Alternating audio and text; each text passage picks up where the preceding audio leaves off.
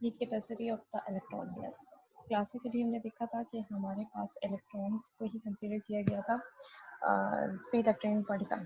Free electron particle हमने electron gas में consider किए थे और उसमें हमने देखा कि हमारे पास जो है इसमें इलेक्ट्रॉन हीट कैपेसिटी क्या आ रही थी, CeV = P/2R। और हमने देखा कि एक्सपेरिमेंटल रिजल्ट में हीट कैपेसिटी की जो मेजर्ड वैल्यू है वो 1/100 टाइम्स लेस थी इस वैल्यू से, CV/3/2R से। तो इसको करेक्ट कैसे किया गया था? इसको करेक्ट किया गया था स्टैटिस्टिकल मैकेनिक्स को यूज़ करके, क्वांटम मैकेनिक्स को यूज़ करके। फर्मी ने इसको करेक्ट किया था।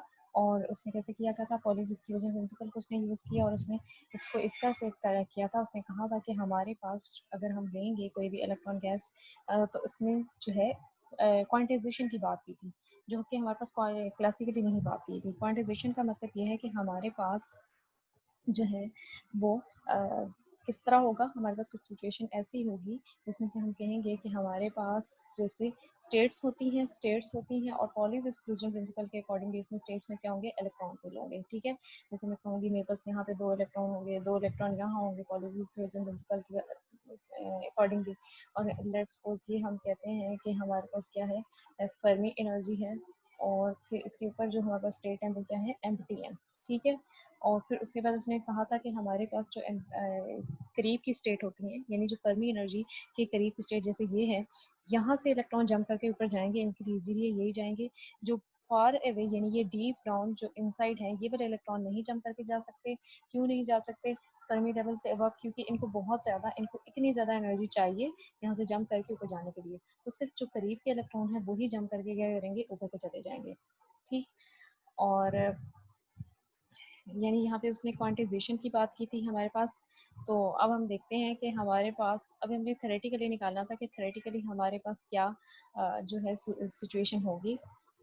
और हाँ, थ्योरेटिकली हम देखेंगे कि हमारे पास if n is the total number of the electrons, तो only a fraction of order kBT/EF can be excited thermally at temperature EF। अच्छा, इसमें सिर्फ टेम्परेचर यानी टेम्परेचर T पे हम अगर टेम्परेचर इंक्रीज करते हैं फर्मी एनर्जी, तो हमारे पास सिर्फ वही वाले इलेक्ट्रॉन जो हैं वो ऊपर जाएंगे जिनकी हमारे पास थर्मल एनर्जी क्या होगी? kBT/EF के इक्वल होगी। ठीक है, एन डैश का मतलब यहाँ पे क्या है कि हमारे पास टोटल अगर 100 है तो 100 में से इतने number of electron, n dash number of electron जो है वो क्या कर रहे हैं? जंप करके फर्मी लेवल को क्रॉस करके ऊपर हायर अनऑक्युपाइड स्टेट्स में चले गए जब हमने टेम्परेचर को बढ़ाया। ये एन हमारे पास टोटल नंबर ऑफ इलेक्ट्रॉन्स थे और ये एन डैश कौन से हैं? जो एक्चुअली जंप करके ऊपर चले गए। ये हमने यहाँ पे लिखा कि ये हमारे पास फर्मी एनर्जी के टाइम पे हमारे पास इतने नंबर ऑफ इलेक्ट्रॉन्स थे। और जब हमने टेम्परेचर यानी इतना टेम्परेचर दिया और के भी इसके साथ अगर मल्टीप्लाई किया तो इसका मतलब है हमने थर्मल एनर्जी दी हुई है। ठीक है, उससे हमारे पास इतनी फ्रैक्शन ऑफ ऊपर चले गए। तो ये फ्रैक्शन की एक रेशो बना दी है। इसको अगर हम थोड़ा एडजस्ट करें तो हमारे पास ये कैसे हो जाएगा? एन डैश हमारे पास equals to n k B T by E F के इक्वल हो जाएगा। N dash is equals to n k B T और ई एफ की जगह भी हम के बी टी एफ लिख देंगे। और हमारे पास कैसे बन जाएगा? अगर मैं देखूँ तो मेरे पास के बी क्रॉस हो जाएंगे और मेरे पास capital N T by T F हो जाएगा। एन डैश यहाँ पे आपके पास एक्चुअली क्या है? Total number of excited electron है और each of these n electrons has the thermal energy of the order 3/2 kBt।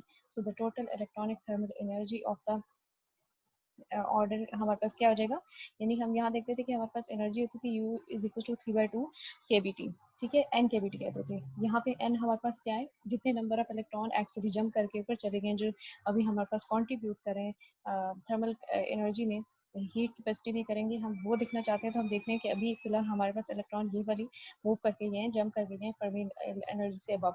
तो वही हम देखेंगे। अभी हमने एन डैश की वैल्यू जो ऊपर फाइंड की है, जो हमने देखी है, हमारे पास क्या है? N T by T F है। तो वो हम इसकी जगह सब्सिट्यूट कर देंगे। हमारे पास value 3/2 n k B T square by T F जो है वो हमारे पास बच जाएगा। और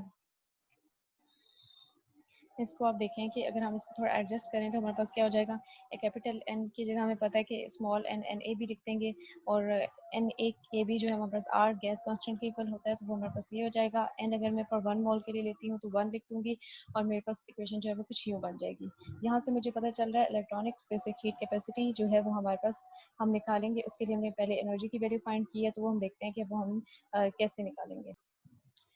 यहाँ से हम फाइंड करेंगे कि हमारे पास इलेक्ट्रॉनिक स्पेसिफिक हीट कैपेसिटी क्या है। उसके लिए फार्मूला हम यूज़ करेंगे।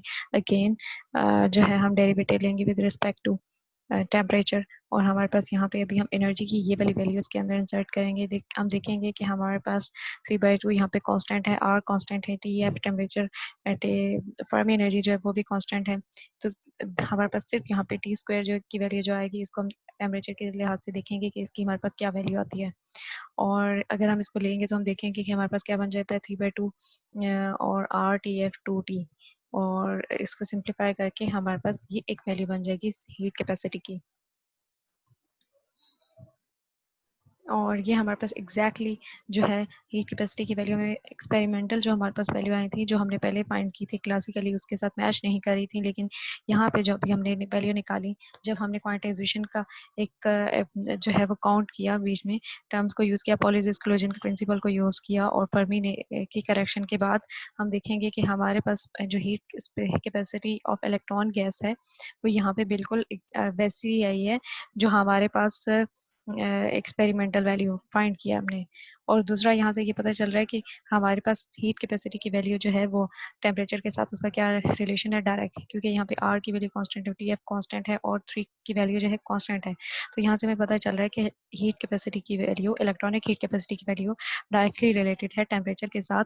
और ये हमने देखा था कि एट वेरी लो टेम्परेचर हमारे पास जो है वो सिर्फ काउंट हो रही होती है, इलेक्ट्रॉनिक वाइब्रेशन काउंट हो रही होती है, इलेक्ट्रॉन की मोशन काउंट हो रही होती है, और वो डायरेक्ट टेम्परेचर के साथ वेरी करती है। जैसे जैसे टेम्परेचर इंक्रीज करेगा वैसे वैसे हीट कैपेसिटी जो है वो क्या करती जाएगी, इंक्रीज करती जाएगी।